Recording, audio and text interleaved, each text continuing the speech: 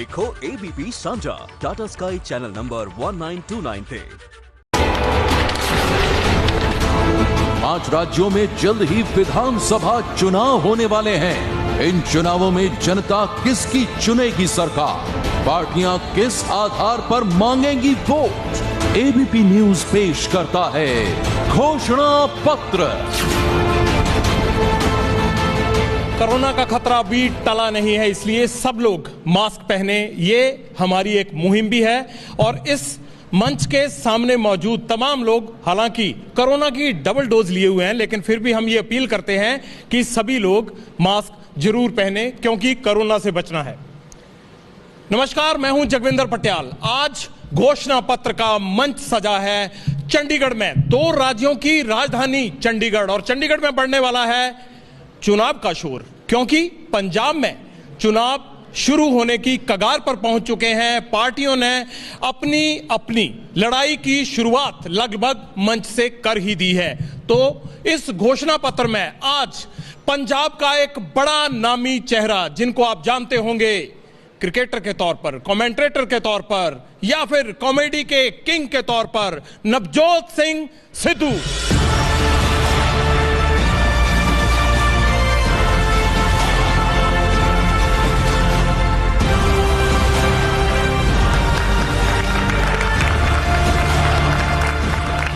हमेशा नवजोत सिंह सिद्धू या सुर्खियों में रहते हैं, या सुर्खियां बनाते हैं, या सुर्खियां बटोरते हैं। इससे पहले कि सवाल जवाब का सिलसिला शुरू हो, पहले देख लेते हैं नवजोत सिंह सिद्धू का पूरा व्यक्तित्व क्या है। ठोको ताली ठोको। मैं जमीन से जुड़ी हुई बात करता हूं, बिल्कुल जमीन फाड़ के आवाज आ रही। दुनिया में सबसे बड़ा रोग मेरे बारे में क्या कहेंगे लोग। अल्लाह, सच बोलता हूं। सियासत की पिच पर सिद्धू की बैटिंग का ये सिर्फ नमूना है। जब सिद्धू माइक संभालते हैं तो उन पर फेंका गया बाउंसर कितना भी खतरनाक क्यों ना हो, वो अपने बोल के बल्ले से उसे बाउंड्री के पार पहुंचा देते हैं। नाच मेरी बुलबुल, अरे नाच मेरी बुलबुल के पैसा मिलेगा, कहां कदरदान अंबानी अडानी जैसा मिलेगा। सिद्धू का यही अलग अंदाज है जिसकी बदौलत राजनीति के मैदान में वो सबसे चर्चित खिलाड़ी नजर आते हैं। ये नवजोत सिंह सिद्धू की निजी लड़ाई नहीं है, ये पंजाब के अस्तित्व की लड़ाई है, पंजाब की गैरत की लड़ाई है, पंजाब के स्वाभिमान की लड़ाई है। अलग जगाने आया है सिद्धू। 2004 में जब राजनीति में सिद्धू ने एंट्री मारी तो सबको हैरान कर दिया। पहले बीजेपी की टीम का हिस्सा बने और लगातार 3 बार सांसद चुने गए। 2016 में सिद्धू का बीजेपी से मोहभंग हो गया और 2017 में टीम कांग्रेस का हिस्सा बन गए सिद्धू। कि सरदार मनमोहन सिंह जो आपके मौन ने कर दिया, वो बीजेपी के शोर शराबे।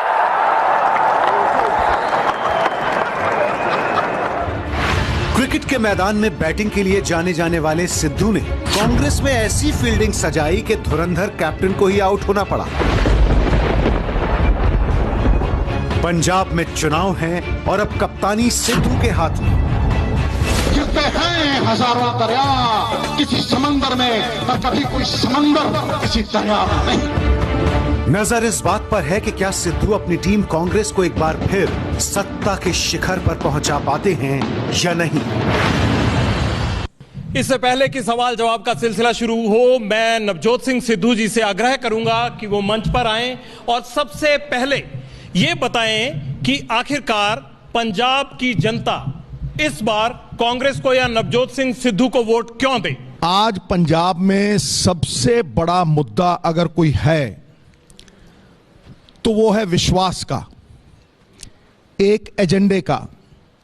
बेहाल पंजाब जो एक उल्टी राह पे चला, माफिया की राह पे चला, फाइनेंशियल इमरजेंसी पे की कगार पे खड़ा पंजाब, उसको उस राह से मोड़ के सीधी राह पे लाने का ये जो एजेंडा है, यही मुझे लगता है कि आम आदमी को भाता है।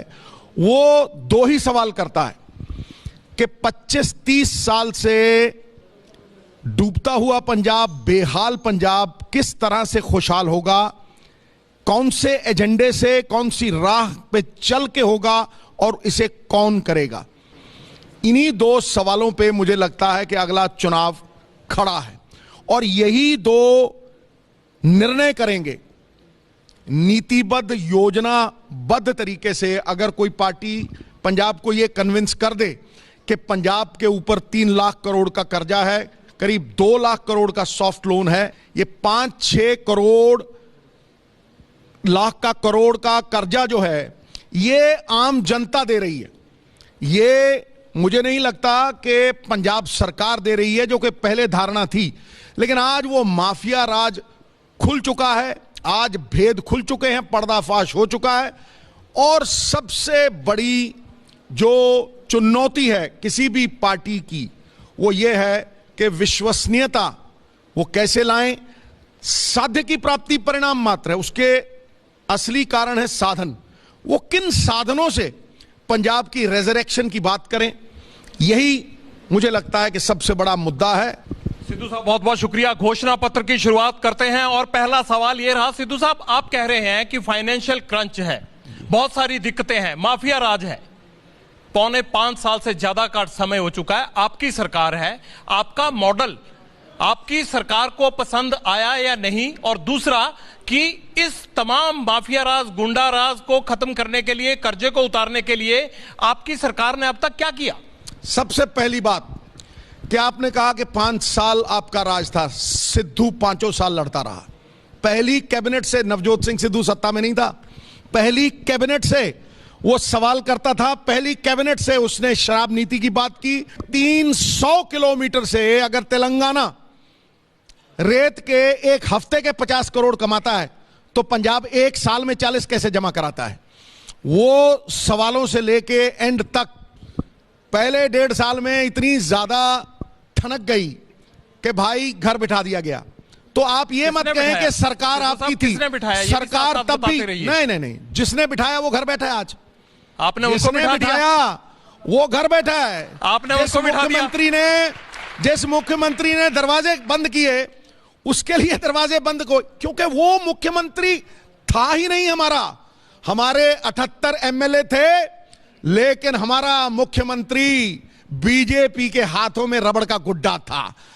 ठोको ताड़ी इस बात पे था कि नहीं। देखो, ये देखो पंजाब के लोग, वो पंजाब को नहीं जिताता, वो पंजाब के लिए नहीं था, वो अपने परिवार को बचाने के लिए मुख्यमंत्री बना रहना चाहते थे।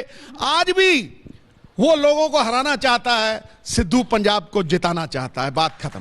लेकिन सिद्धू साहब लगातार ये कांग्रेस में हो क्या रहा है, आप ये जानते हैं कि कैप्टन साहब आपको हराना चाहते हैं, आप जिताना चाहते हैं, लेकिन बावजूद उसके आपके जो खास मोहरे हैं, आपके जो खास एमएलए हैं, वो लगातार बीजेपी की तरफ जा रहे हैं। आखिरकार कांग्रेस में ये हो क्या रहा है। और मंत्री यहां तक कहने लगे हैं कि सिद्धू साहब को अपने अलावा सब चोर नजर आते हैं। इतना ये इतना बीजेपी के साथ प्रेम कैसे होने लग गया भाई, ये कैसे होने लग गया। बीजेपी ने एक ऑफिस खोला है जालंधर में और उन्होंने एक मैसेज भेजा है आम बंदे जिनके घर में ईडी का पहले से ही नोट जा चुका है। उन्होंने कहा भैया या तो आ जाओ हमारे ऑफिस जालंधर, नहीं तो कर देंगे अंदर। ये बात सही है। ये ईडी की भाषा, ये जितनी बड़ी बड़ी संस्थाएं हैं उनको नचाने की भाषा, ये बीजेपी की तरफ से ही है। एक बात बताइए, टोक रहा हूं आपको, आपने कहा कि ईडी का डर दिखाकर उनको ले जाया जा रहा है जी। आपके नेताओं ने क्या भ्रष्टाचार किया जो उनको ईडी से डर लग रहा है? या मेरी बात सुनो, यहां आप और मैं तो है ही नहीं, यहां तो 75-25 है। क्यों बोलो भाई, 75-25 है कि नहीं है? यहाँ तो 75 के प्रधान नहीं जी, नहीं, मैं पंजाब का कांग्रेस का प्रधान था। क्यों डर रहे हैं? मेरी एक बात, मैं ना तो डरा हूं। अगर नवजोत सिंह सिद्धू डरता तो इसी बीजेपी की 6 साल की राज्यसभा ऐसे हवा में ना उछालता। नंबर 1। नंबर 2, क्यों छोड़ी? इसलिए छोड़ी कि ये लोग मुझे इन्हीं तस्करों का, जिनके खिलाफ आज पर्चे कटे हैं और वो भी 6 साल बाद, इन्हीं तस्करों से, इन्हीं चोरों से, इन्हीं डकैतों से सांझ रखने की बात करते थे और ये कहते थे कि आप इनकी कैंपेन कर दो तो ठीक है। फिर राज्यसभा इसलिए दी गई कि सिद्धू तुम पंजाब में नहीं आओगे, तुम या तो इनकी कैंपेन करोगे नहीं तो तुम पंजाब से परे हो जाओगे। अगर मैं किसी तगड़े नेता को कहूं कि आप गुजरात में नहीं जाओगे तो क्या वो बर्दाश्त कर पाएगा? नाम भी ले दीजिए उनका। क्यों नाम लूं? ये जो पब्लिक है ये सब जानती है, कोई रोटी को चोची थोड़ा ना कहता है भाई, सब जानते हैं। तो सवाल ये है कि मैं अपनी जड़ के साथ जुड़ना चाहता था, चाहे कांग्रेस हो चाहे बीजेपी हो। सिद्धू जी, आप क्या कह रहे हैं कि आपकी सरकार रही, आप सरकार में मंत्री रहे और आप काम कुछ भी नहीं करवा पाए? वाह जी। दरअसल में सिद्धू जी, आप में और सनी देओल में एक तरीके से समानता है। आप बता सकते हैं क्या है? कि आप दोनों के खिलाफ पोस्टर छपे, गुमशुदा दी तलाश, और अभी से नहीं छपे, 2009 में छपे। आपको याद होगा जब आप सांसद थे, मेरे पास पूरी सूची है। आप अगस्त 13 में छपे, 19 जुलाई में छपे, और इस साल भी छपे। इस साल इसलिए छपे कि जब एक्सीडेंट हुआ ट्रेन का, उसमें आपने कहा बेसहारा लोगों को मैं सहारा दूंगा, और आप गायब हो गए। एक बहुत प्रतिष्ठित एनजीओ ने आपके खिलाफ पोस्टर छापे। मैं आपसे ये कह रहा हूं कि आप वादे बड़े करते हैं, दावे बड़े करते हैं, तालियां लगातार ठुकवाते हैं, पर जब काम करने का मौका आता है तो या तो आप बहाने बनाते हैं या गायब हो जाते हैं। कोविड हुआ, इंतजार करते लोग, आप कहीं नहीं दिखाई दिए, कॉन्स्टिट्यूएंसी आप पहुंचे ही नहीं।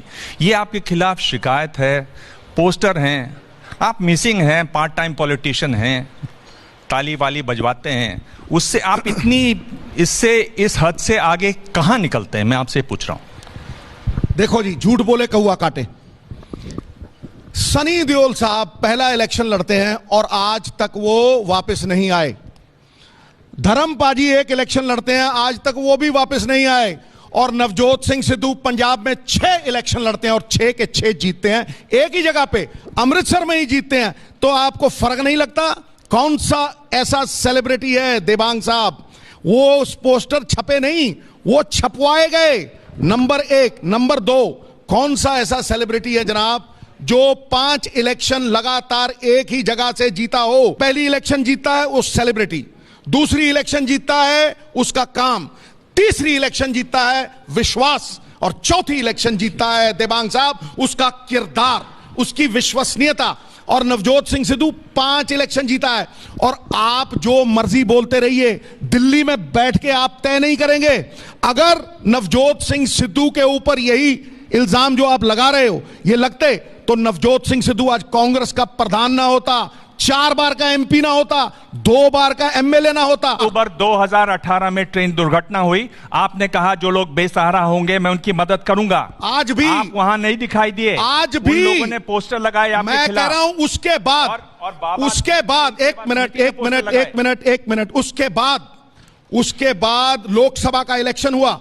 उस लोकसभा के इलेक्शन में नवजोत सिंह सिद्धू की कॉन्स्टिट्यूएंसी 18,000 से जीती, 18,000 से। सिद्धू साहब अगला सवाल ले लेते हैं। अगला सवाल यह है कि कांग्रेस पंजाब का ये चुनाव यूनाइटेड फेस पर लड़ना चाहती है, क्या आपको ये प्रपोजल मंजूर है? और अगर ये मंजूर नहीं है तो आप क्या चाहते हैं? मुझे हर प्रपोजल मंजूर है। मैंने एक वचन दिया है राहुल जी को और प्रियंका जी को, क्योंकि मैं मानता हूं और मैं जानता हूं कि उनमें एक खानदानियत है, और वो वचन सीधा एक साफ है कि मैं अंत तक, आखिरी श्वास तक देश को अगर संवारना है तो आपकी लीडरशिप में लड़ता रहूंगा, नंबर 1। नंबर 2, इसलिए मेरी कोई शर्त, मेरी कोई कंडीशन, उसका कोई सवाल ही नहीं है। अब आ गया नंबर 2 पे चीज। नंबर 2 की चीज जो है वो सबसे ज्यादा अहमियत रखती है। नवजोत सिंह सिद्धू 3 ऐसी सरकारों का भागीदार था जिसमें मुख्यमंत्री या बादल था या कैप्टन अमरिंदर सिंह था। इलेक्शन के टाइम सिद्धू आगे, 270 रैली सिद्धू आगे। जब इलेक्शन खत्म हुआ तो भाई सिद्धू शोपीस, वही माफिया, वही शराब की पौंटी चड्डा के साथ सांठगांठ, वही केबल माफिया, वही 30-40 हजार करोड़ रुपया स्टेट का जो है वो निजी थी। बोलते जाइए, किसकी सांठगांठ थी? कैप्टन अमरिंदर सिंह की, प्रकाश सिंह बादल की। आप भी उनके साथ रहे हैं भैया मंत्रिमंडल में? भैया मैं उनके साथ कभी भी नहीं रहा मंत्रिमंडल। मैं कह रहा हूं मंत्रिमंडल से आने से पहले भी मैं कहता था नत्था Singh and Prem Singh one and the same thing. Sidhu साहब सीधा सा जवाब दे दीजिए कि जो ये कांग्रेस की चुनाव में बारात सजने वाली है, इसमें दूल्हे का चेहरा चाहिए या दूल्हा कौन है चाहिए, या बिना दूल्हे के जाएंगे? ये मेरा डायलॉग मार रहे हो आप? देखो ये गलत बात है। देखो आप मेरे दोस्त हो, लेकिन ये पिछली बार मैं केजरीवाल को पूछा करता था क्योंकि केजरीवाल ने दोहरा मापदंड अपनाया। आज हम आपको पूछ रहे हैं। चलो पूछेंगे, मैं जवाब दूंगा। आज कांग्रेस अगर इस चीज के ऊपर खड़ी है और वो चाहती है कि 6-7 सूबों में वो कलेक्टिव लीडरशिप के ऊपर लड़े, तो लड़े, मुझे उसके कोई दिक्कत नहीं। लेकिन पंजाब के लोगों को दुचित्ती है, फैसला अब किसी एमएलए नहीं करना। एक बात याद रखिएगा, 5 साल पहले बने थे वो एमएलए, 5 साल पहले बने थे वो एमएलए, ना तो फैसला किसी एमएलए ने करना है ना किसी पार्टी ने करना है। फैसला आप भूलते हो, फैसला पंजाब के लोग करेंगे कि उनको कौन धरती पुत्र चाहिए। इस बार ये धरती अपना वारिस खुद चुनेगी। नवजोत सिंह सिद्धू को अगर ओहदों का लालच होता तो नवजोत सिंह सिद्धू 6 इस्तीफे नहीं देता। अफसरशाही क्या है, मुझे जवाब देने दीजिए आपका, क्योंकि ये बहुत अहम जवाब है। अफसरशाही क्या है भाई? अफसरशाही 2 चीफ मिनिस्टर हर एमएलए को, हर एमपी को गुलाम बना के रखते रहे। एक एमएलए की और एक लेजिस्लेचर की जो गरिमा थी वो एक एसएसपी तक सीमित रह गई, एक एसपी तक सीमित रह गई कि भाई तेरा थाना, तेरे एसएसपी आ इन्ने का काम, तू हाथ चक लेफ्टिनेंट, हाथ उठाना है। 2 मुख्यमंत्री जिसको चाहते थे उसे ठोकते थे। आपको भी उत्तर दे रहा हूं, जो मिनिस्ट्री गुलाम बनानी चाहते थे वो गुलाम बना देते थे। और जो कमाऊ पूत थे, चाहे वो सैंड में हो, कमाऊ पूत जो सैंड में हो, चाहे वो केबल माफिया के हो, और एक एमएलए इनोवा गाड़ी में बकायदा महीना लेके जाता था, ठीक है, और वो सब जानते हैं कौन था। सिद्धू साहब नमस्कार, मैं ये जानना चाह रहा हूं कि आप जिस चीफ मिनिस्टर को उंगली पकड़कर लाए हैं अभी, चन्नी साहब। मैं नहीं लाया, ये धारणा गलत है जी, ये धारणा गलत है। आप नवजोत सिंह सिद्धू ने चन्नी को मुख्यमंत्री नहीं बनाया, राहुल गांधी ने उन्हें मुख्यमंत्री बनाया। तो राहुल गांधी ने ऐसे कैसे आदमी को मुख्यमंत्री बना दिया जो अभी आपको लगता कि सक्षम नहीं है? अगर सक्षम है तो फिर दूसरे दूल्हे की जरूरत क्यों है? नहीं, ऐसी देखो, एक बात आप बड़ी ध्यान से समझ लीजिए, हाईकमांड है तभी पार्टी चल रही है। सरदार प्रताप सिंह कैरों को पंडित जी ने एक बार धक्का दे दिया था। उन्हें ये कहा था, यार ये मेरे फादर ने मुझे बताई, उन्हें ये कहा गया था कि भाई किसी वर्कर के घर में खाना रखो। उन्होंने वर्कर के घर में खाना नहीं रखा, किसी डेप्यूटी कमिश्नर के रख दिया। तो पंडित जवाहरलाल नेहरू आग बबूला हो गए। तो उनको क्या था डेप्यूटी कमिश्नर का? तो जब वो बाहर निकले तो सरदार प्रताप सिंह कैरों चीफ मिनिस्टर थे। उन्होंने कहा पंडित जी सब ठीक सी, तो हल्का सा यूं धक्का मार के वो आग बबूला एम्बेसडर में बैठ, पगड़ी हिल गई। तो मेरे फादर ने कहा सर ऐ देखो सर ऐ की कर देता। तो उन्होंने मेरे फादर को कहा था कि गल सुन सरदारा, जे मैं इस एक बंदे की सुनदा, अगर मैं इस एक की सुनता हूं तो करोड़ों को सुनाता हूं, अगर मैं इस एक की ना सुनूं तो मेरी कोई ना सुने। इसलिए कांग्रेस में हमारे बॉस सोनिया जी, प्रियंका जी और राहुल गांधी हैं। जो निर्णय वो लेते हैं हम उन्हें पहले ही एम्पावर कर देते हैं। और अगर उन्होंने ये निर्णय लिया कि चरणजीत चन्नी है मुख्यमंत्री, तो भाई इतिहास भी तो रचा। 72 सालों में कांग्रेस में पहली बार हुआ कि एक दलित मुख्यमंत्री हमारा पंजाब का बना। ये पहले तो नहीं बना था। सिद्धू साहब, आपकी बातें बहुत दिलचस्प हैं, लेकिन उसमें एक नई बात है बिल्कुल, जो मैं कम से कम अपने समीक्षक के तौर पर, राजनीतिक समीक्षक के तौर पर पहली बार देख रहा हूं कि एक पार्टी का अध्यक्ष अपनी ही पार्टी और अपनी ही सरकार के खिलाफ संघर्ष कर रहा है। और आप कह सकते हैं कि वो संघर्ष नहीं है, लेकिन देखिए आप पार्टी के सदर हैं और पार्टी के अंदर अगर कुछ समस्याएं हैं, सरकार में समस्याएं हैं, तो आमतौर पर होता ये है, मॉडल ये है राजनीति का मॉडल ये है कि उसको पार्टी के अंदर सुलझाया जाता है, ना कि गंदी लगोटी जो है पब्लिक में आके धोई जाती है। ऐसा नहीं होता है। लेकिन आप लगातार ऐसा कर रहे हैं और खुल के कर रहे हैं, उसमें आपको कोई संकोच भी नहीं है, आपकी आवाज बुलंद है, आप बड़े दिलचस्प अंदाज में ये काम कर रहे हैं। लेकिन इसके जो नुकसान हो सकते हैं उनका आपको अंदाजा है। आप विश्वसनीयता का सवाल उठा रहे हैं। जनता में आपकी पार्टी के प्रति विश्वसनीयता जो कुछ भी बची है सब समाप्त हो जाएगी। फिर क्या होगा? आपको इसके फायदों का कोई अंदाजा है? जब नवजोत सिंह सिद्धू कैप्टन अमरिंदर सिंह के साथ लड़ता था, जब नवजोत सिंह सिद्धू कैप्टन के साथ सवाल करता था, तो कोई ये सोचता था कि कैप्टन उतर जाएगा? बताओ भाई, कोई ये सोचता था? वो जो मूंछों वाला बरगद का पेड़ था, लोगों ने क्या, पार्टी ने जलेबी की तरह इकट्ठा कर दिया, ठक करके उखाड़ के वो मारा। ये उसी का फायदा है साहब। और अगर कैप्टन अमरिंदर सिंह आज हमारा नेतृत्व कर रहे होते तो मैं आज आपको लिख के देता हूं, 10 सीटें भी अगर कांग्रेस ले जाती तो मेरा नाम बदल देते आप। इसलिए इस बात को आप समझिए कि नवजोत सिंह सिद्धू अगर सवाल करता है अपने अस्तित्व को दांव पे लगा के सवाल करता है। अगर नवजोत सिंह सिद्धू ने 5,000 करोड़ रुपए कमाने होते तो फिर वो उसी सिस्टम में शामिल हो जाता। नवजोत सिंह सिद्धू एक सिस्टम को बदलने की बात करता है। नवजोत सिंह सिद्धू कहता है कि पापी नहीं मारना, पाप मारना है। अगर आज एक सिस्टम 100 परिवारों का 0.1% लोग पंजाब का खजाना लूट रहे हैं और 4,000 करोड़ 4 लाख करोड़ का कर्जा चढ़ा गए हैं, उनको सवाल करने पड़ेंगे साहब। कोई पंजाबी गैर सियासी नहीं हो सकता, हर आदमी को सियासी होके वो सवाल करने पड़ेंगे। माफिया क्या है? माफिया छुप के चोरी करता है, ठेकेदार आगे खड़े करके चोरी करता है। अब अगर किसी का कुक हो बहादुर, जिसको हम 10,000 रुपए भी देते नहीं, उसके नाम पे 8 करोड़ रुपए जमा हो तो सिद्धू सवाल करेगा और ठोक के करेगा कि भाई इसको 8 करोड़ रुपया कैसे आ गया सैंड माइनिंग का।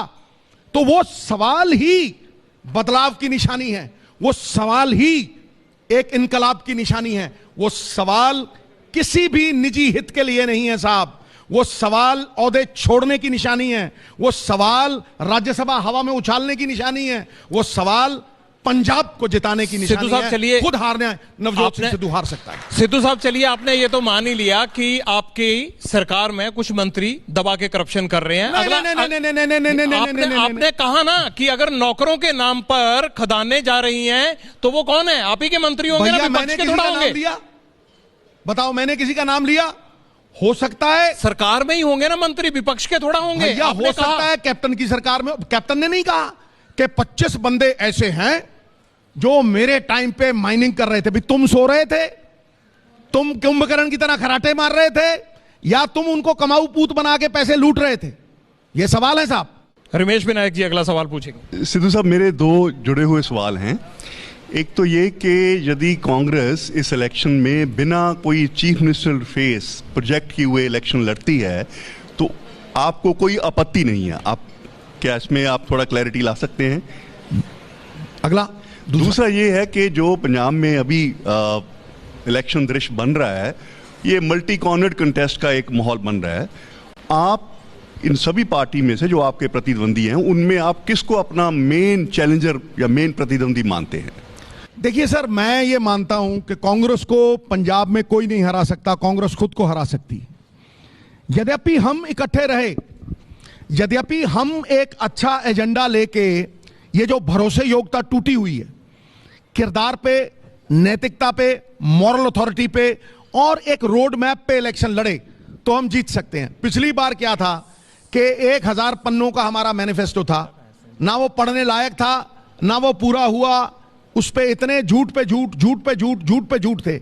लेकिन अगर आज हमने एक नया पंजाब, एक नई सोच और एक नई कहानी ना लिखी तो मुझे लगता है कि कहीं ना कहीं हमारी चूक होगी। आपका पहला पार्ट, जो क्वेश्चन का पहला पार्ट, उसमें सबसे अहम चीज यह है कि अगर कोई एजेंडा आएगा, अगर कोई मैनिफेस्टो आएगा, तो कौन वो किरदार वाला बंदा है जो उसको लागू कर सके। क्योंकि good intentions die unless they are executed. भाई उसको लागू कौन करेगा?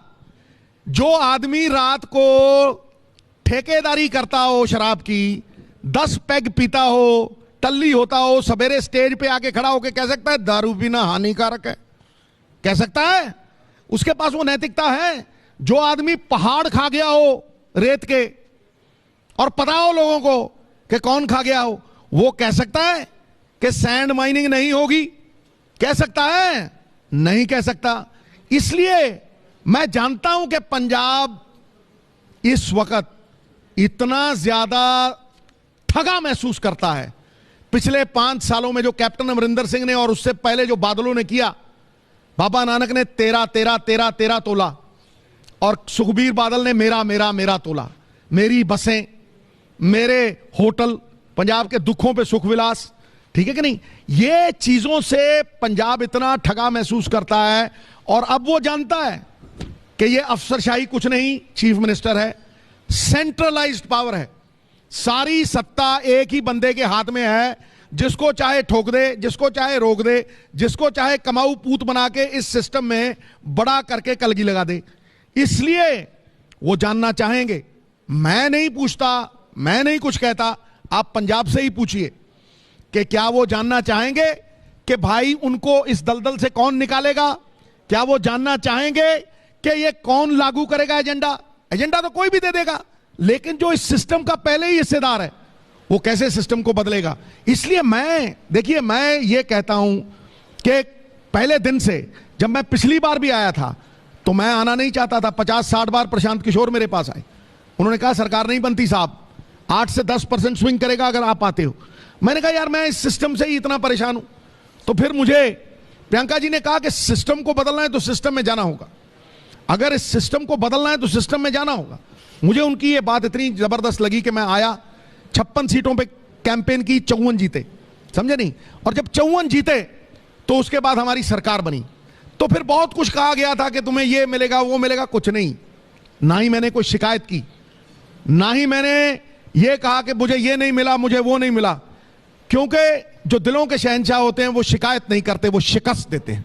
और वो आदमी जो मुझे घर बिठाता था वो आज खुद घर बैठा है और वो खुद आज हताश है। सिद्धू साहब एक बात बताइए, आपने प्रियंका जी का जिक्र किया तो सवाल इसी से जुड़ा हुआ है।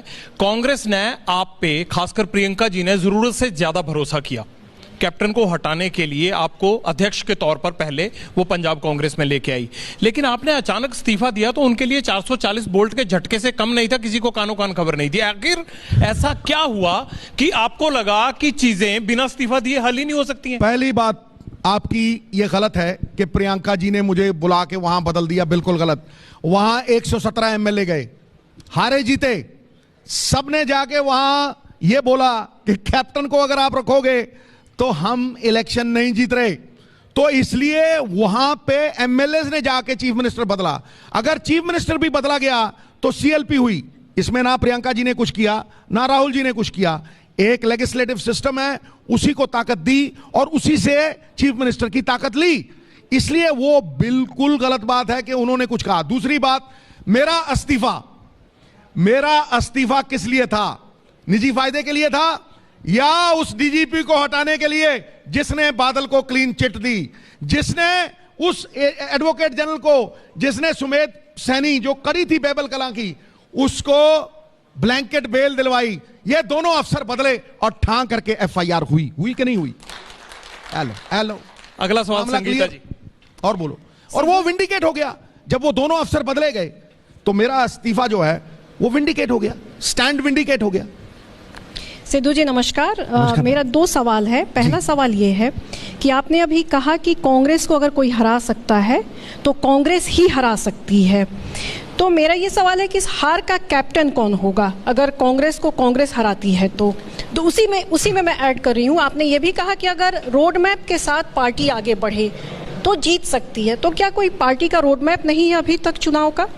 ये पार्टी का ही रोड मैप आएगा मैडम। नवजोत सिंह सिद्धू प्रधान है और प्रधान होके वो कांग्रेस की ही बात कर रहा है, पहली बात ये।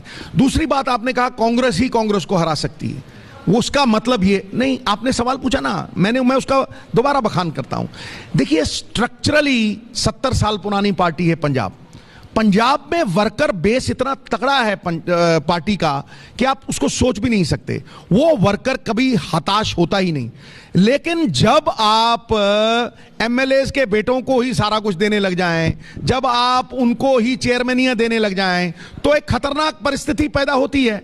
वो खतरनाक परिस्थिति है कि वर्कर हताश हो जाता है और घर बैठ जाता है।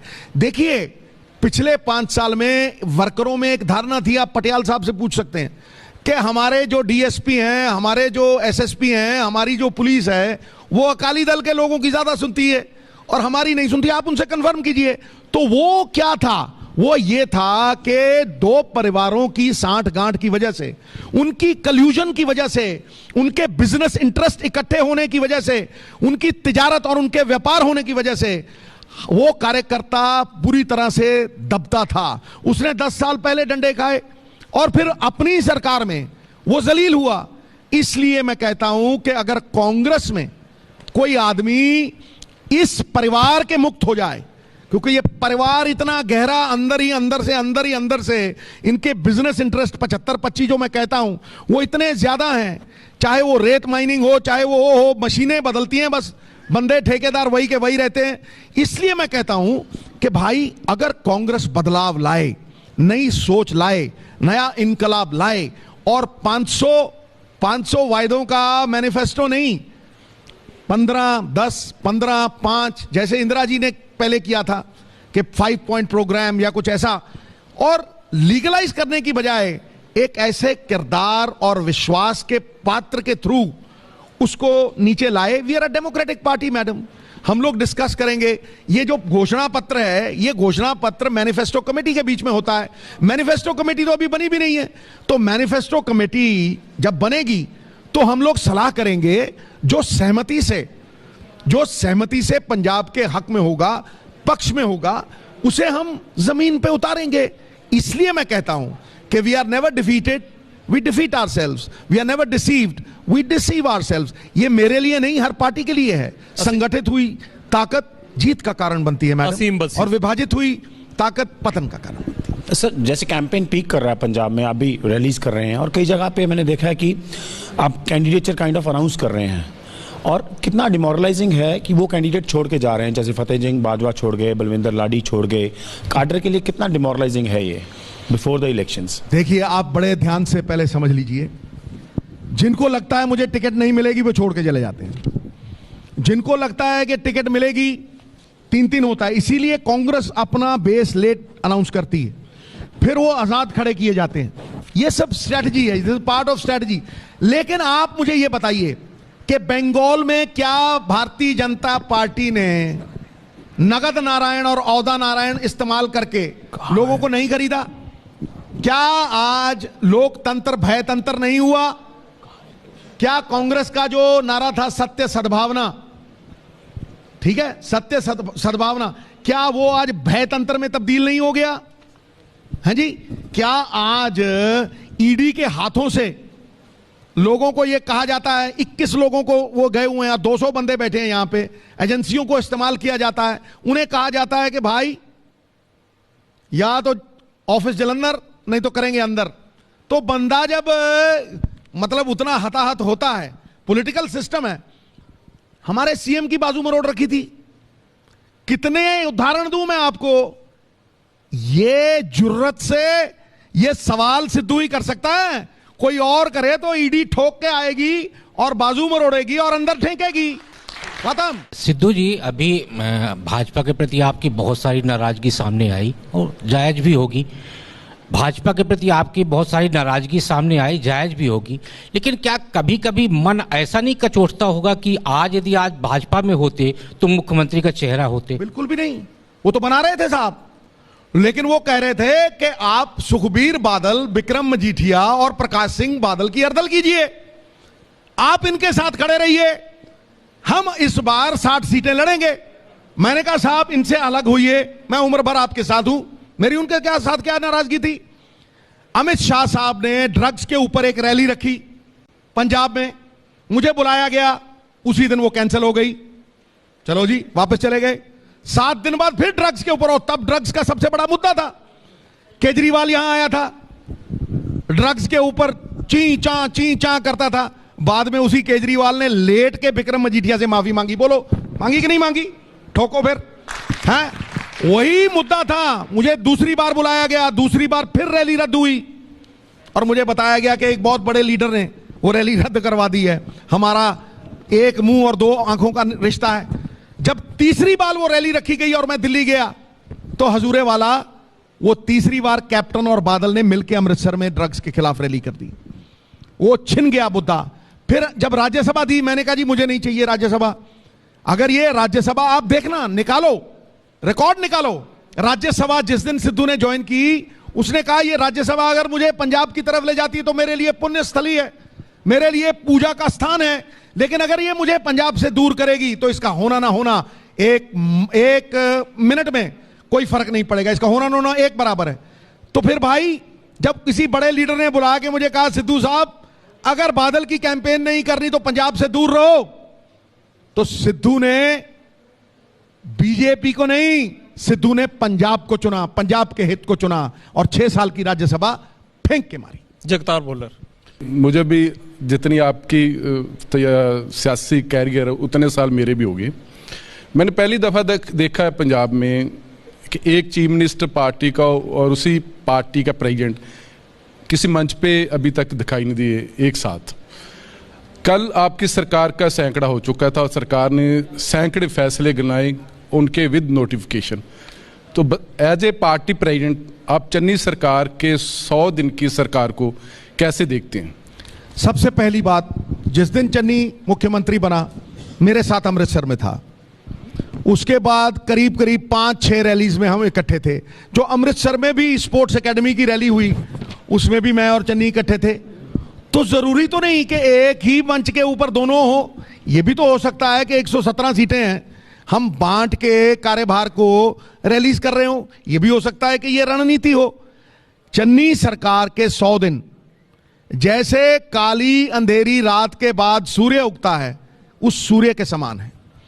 एक इंटेंट है बदलाव की, एक इंटेंट है कि हम कुछ बदलें, लेकिन good intentions die unless they are executed.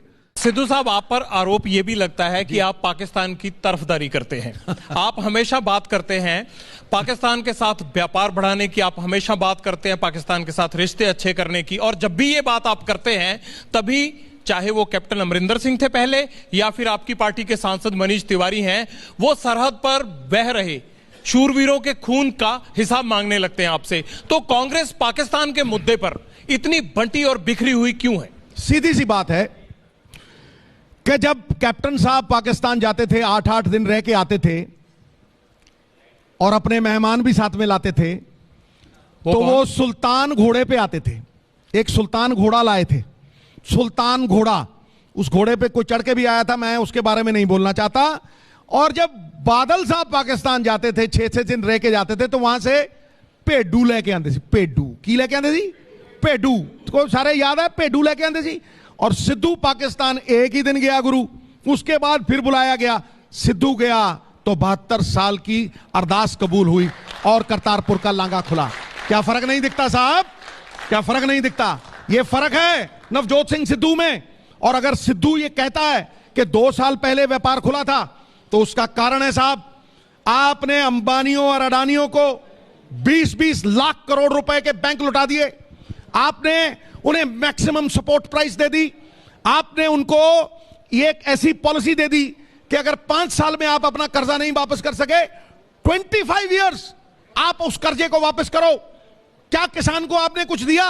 और अगर किसान को आप मिनिमम सपोर्ट प्राइस नहीं दे सके, तो मैं कहता हूं कि 34 देशों का व्यापार है हमारे पास, 34 देशों का व्यापार, जो आपने 30 साल में किसान की गेहूं की एमएसपी 330 से 1700 की, बॉर्डर पे रखो 34 देशों के आगे 1700, 300, 3000 पे होती है सीधी। एक दिन में 1300 बढ़ती है। 3200 की बासमती रखो, 7000 की बिकती है कोई मार्केट मोदी साहब के साथ ऐसी?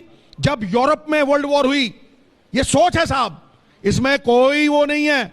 जब वर्ल्ड वॉर हुई साहब, तो मारकाट हुई, मारकाट में देश तहस नहस हो गए, खत्म हो गए, जापान बर्बाद हो गया। तो उसके बाद क्या हुआ? बॉर्डर खुले, एक वीजे पे सारे यूरोप में ट्रैवलिंग शुरू हुई, यूरो सबसे बड़ा उभर के आया। मैं नहीं कहता कि भाई जो लोग शरारत करने वाले हैं, जो लोग आतंक फैलाने वाले हैं, उनको सजा याफ्ता कीजिए, मैं कहता हूं ठोक के। लेकिन जिनके पास पासपोर्ट हैं, एसएसपीओ ने शनाख्त की है, उनका सामान 2100 किलोमीटर अडानी के पोर्ट के क्यों जाए? वो 22 किलोमीटर सीधा क्यों ना जाए? ये पूछता है सिद्धू। और क्या गलत पूछता है भाई, क्या गलत पूछता है? सिद्धू साहब की बात इस पर एतराज है, आप इमरान खान को बड़ा भाई कहते हैं ना, उससे एतराज है विरोधियों को। सुनो महाराज, मैं तो ਤੁਹਾਨੂੰ ਵੀ ਵੱਡਾ ਭਾਜੀ कहना, भावे तुम यंग लगते हो, भावे तुम डाइट शायद बुरी, डाई भी और डाइट भी दोनों चीजें हैं आप में। देखो, तो मैं तो आपको भी पाजी कहता हूं। पंजाब हर बंदे को जफ्फी डालता है, हर बंदे को जफ्फी डालता है, हर बंदे को पाजी कहता है। किसको नहीं कहता भाई? मेरे तो डीएनए में है, मैं तो सिवाय दिवांग साहब के सबको पाजी कहता हूं। चलो फिर अगला सवाल उन्हीं से ले लेते हैं। हाँ सिद्धू जी, आप ये कहते हैं कि जो बेअदबी करे उसको खुले चौक पर फांसी देनी चाहिए, तो क्या आपने ये सोच समझ में कहा, जोश में कहा, या ताली बजाने के लिए कह दिया? क्या आप जानते हैं कि ये जो कहते हैं इसका क्या मतलब है? इसका क्या असर होगा आपके समाज पर, आपके लोकतंत्र पर, दुनिया भर में?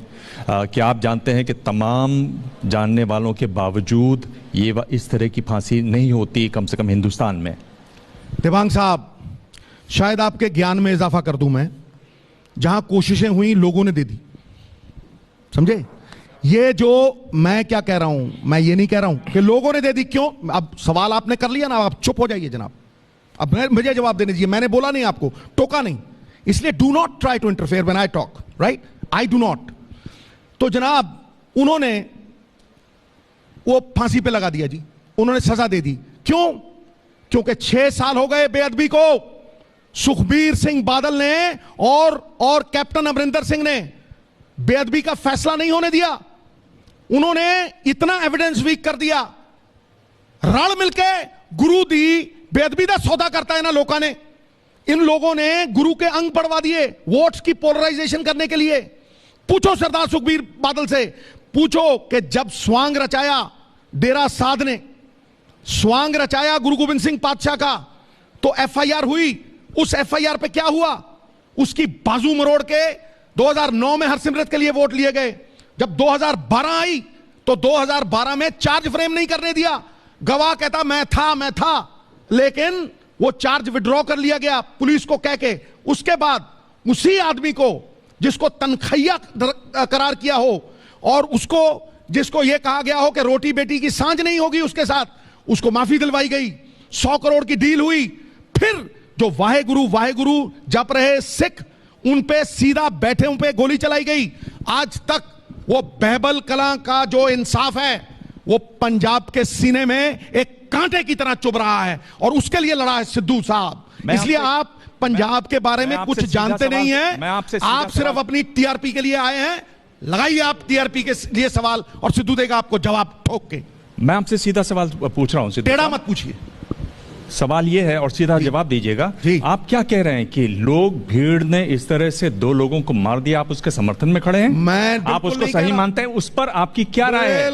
ये जो भीड़ इस तरह से मॉब लिंचिंग करके लोगों को मार रही है, इस पर आपकी क्या राय है? उन लोगों पर आप क्या कहना चाहेंगे? उनको सजा होनी चाहिए या नहीं होनी चाहिए? मैं कहता हूं कि आप शब्द मत डालिए मेरे मुंह में।